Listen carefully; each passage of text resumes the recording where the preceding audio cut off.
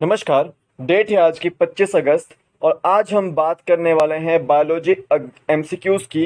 Animal kingdom से ही related जो है हम चैप्टर कर रहे हैं, तो एनसीईआरटी क्लास 11th का जो है आप ये चैप्टर पढ़िएगा बायोलॉजी का। इन सभी एग्जाम्स में ये क्वेश्चन आ चुके हैं। मैं कोई भी क्वेश्चन होता है वो छांट के लाता हूँ बिल्कुल, जो आपके एग्जाम पॉइंट ऑफ व्यू से इंपॉर्टेंट होते हैं।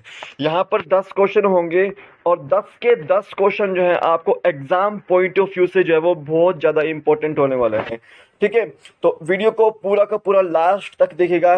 लाइक कीजिएगा वीडियो को, सब्सक्राइब कीजिएगा चैनल को और शेयर कर दीजिएगा किसी न किसी व्हाट्सएप ग्रुप में, किसी न किसी आपके जो है टेलीग्राम ग्रुप के अंदर शेयर कीजिएगा। क्योंकि जब तक आप शेयर नहीं करोगे तब तक एंगेजमेंट कैसे बढ़ेगी, जब तक एंगेजमेंट नहीं बढ़ेगी तब तक ये वीडियो कैसे वायरल होगी। तो आप जो है इस वीडियो को शेयर कीजिएगा।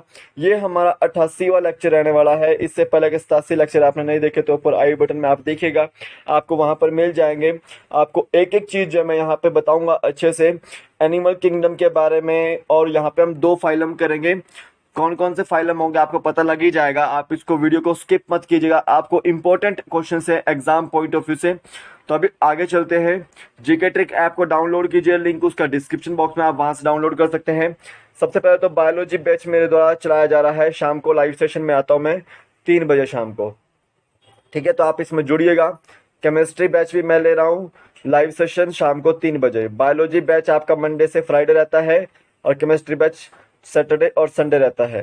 बाकी जो है एचपी टेट टीएचटी आर्ट्स के जो नोट्स मिल जाएंगे आपको, ये जीके के लिए भी जो है वो लाभदायक रहेंगे। जो आपके एचपी टेट या एचपी टीएचटी की तैयारी कर रहे हैं तो उनके लिए भी लाभदायक रहेंगे।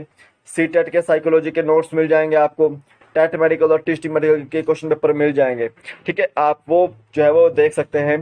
टेलीग्राम लिंक जो है वो डिस्क्रिप्शन बॉक्स में है, आप उसको भी ज्वाइन कर सकते हैं। क्विज मैं यहाँ पे कंडक्ट करवाता हूँ, साथ साथ जो है आपको यहाँ पे मैं पीडीएफ भी शेयर कर देता हूँ, जो वीकली पीडीएफ होती है।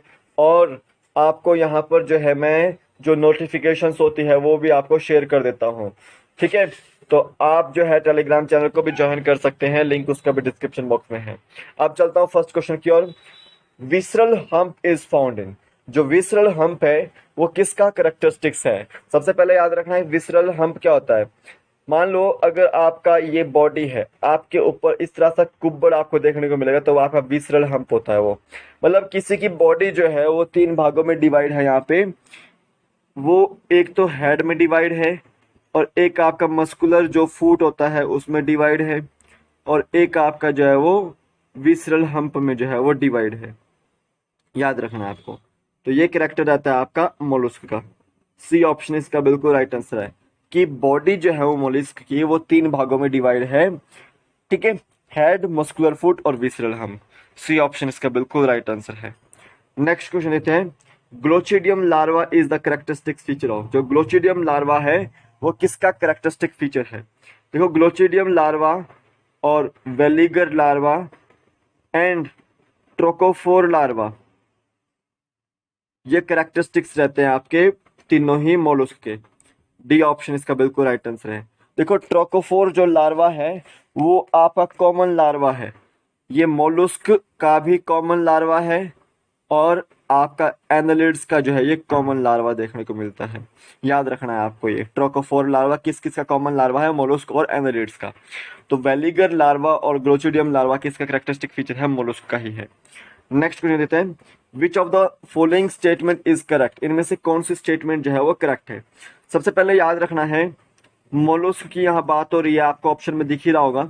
सबसे पहले याद रखना है कि सेकंड लार्जेस्ट जो है ये एनिमल फाइलम है, जो कि टेरेस्ट्रियल भी है और आपका एक्वेटिक भी है। फ्रेश वाटर में भी रहता है और मैरीन में भी रहता है। दूसरा, organ system level of organisation देखने को मिलेगा। तीसरा, बायोलेटरली सिमेट्रिकल होगा ये। चौथा, ट्रिप्लोब्लास्टिक होता है। पांचवा, ये कोइलोमेट जो है वो एनिमल देखने को मिलेगा। ठीक है, कोइलोमेट आपको ये देखने को मिलता है। बॉडी जो है यहाँ पे मैंने बताया आपको कि 3 भागों में डिवाइड है। कैलकेरियस शेल है यहाँ पे बॉडी में। ठीक है, और 3 भागों में डिवाइड है, हेड, मस्कुलर फुट और विसरल हम्प।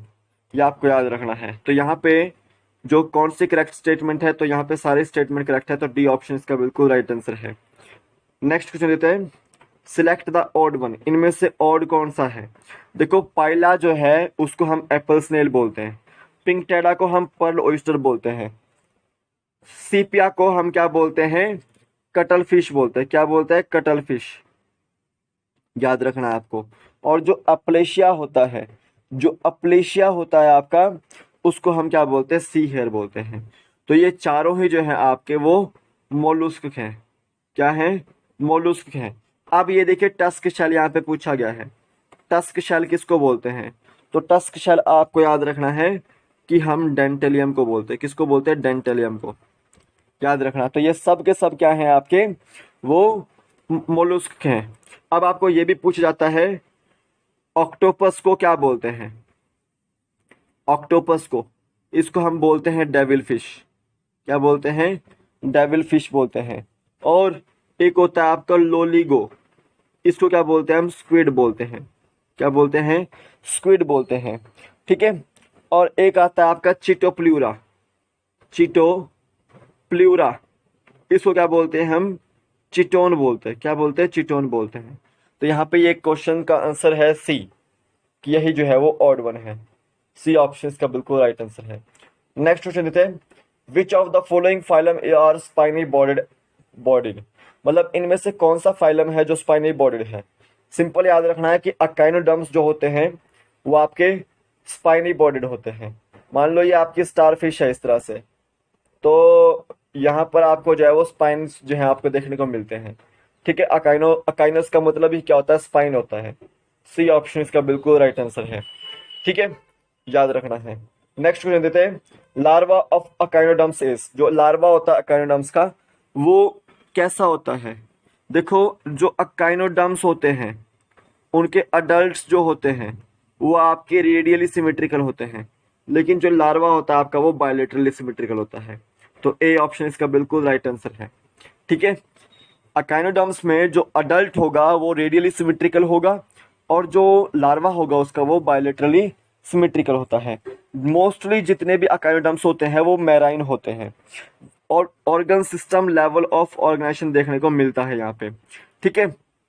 और ट्रिप्लोब्लास्टिक होते हैं, कोइलोमेट होते हैं। ठीक है। डाइजेस्टिव सिस्टम जो है वो कंप्लीट होता है। ठीक है। मतलब यहाँ पे माउथ जो होगा वेंट्रल साइड पे, और जो अनस होगा वो अपलो डोर्सल साइड पे होता है। याद रखना है आपको ये चीजें। एक्सक्रीटरी सिस्टम यहाँ पर अब्सेंट रहता है। ठीक है, याद रखना है। तो यहाँ पे ए ऑप्शन इसका बिल्कुल राइट आंसर था।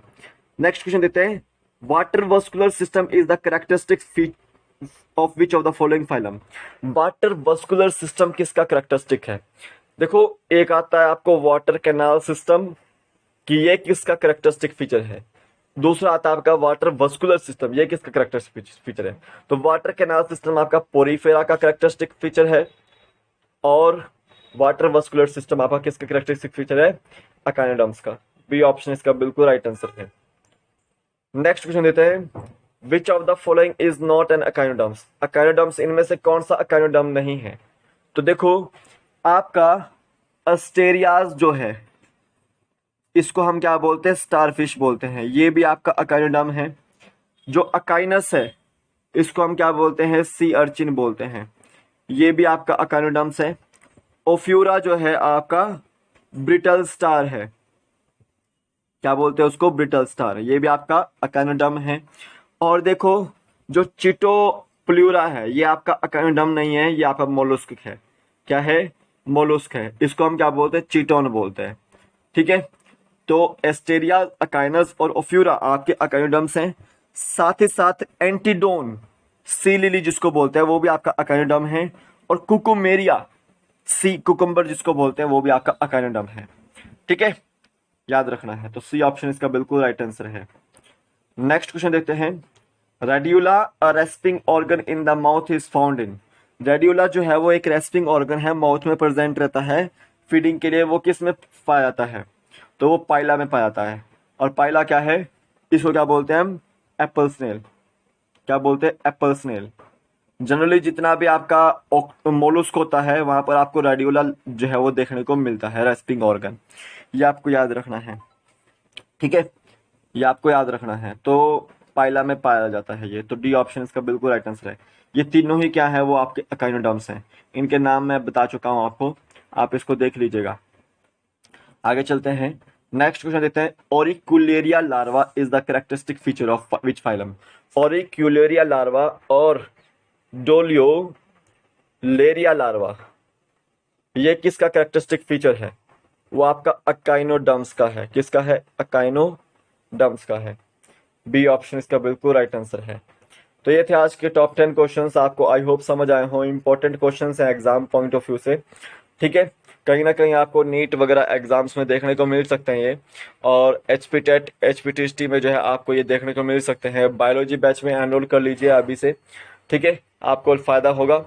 और ये हमारा जो है वो आज का लेक्चर था, तो आज का लेक्चर हमारा यहीं समाप्त होता है। कल फिर मिलेंगे एक नए वीडियो के साथ, तब तक के लिए जय हिंद, जय भारत, आपका दिन शुभ हो। जय हिंद।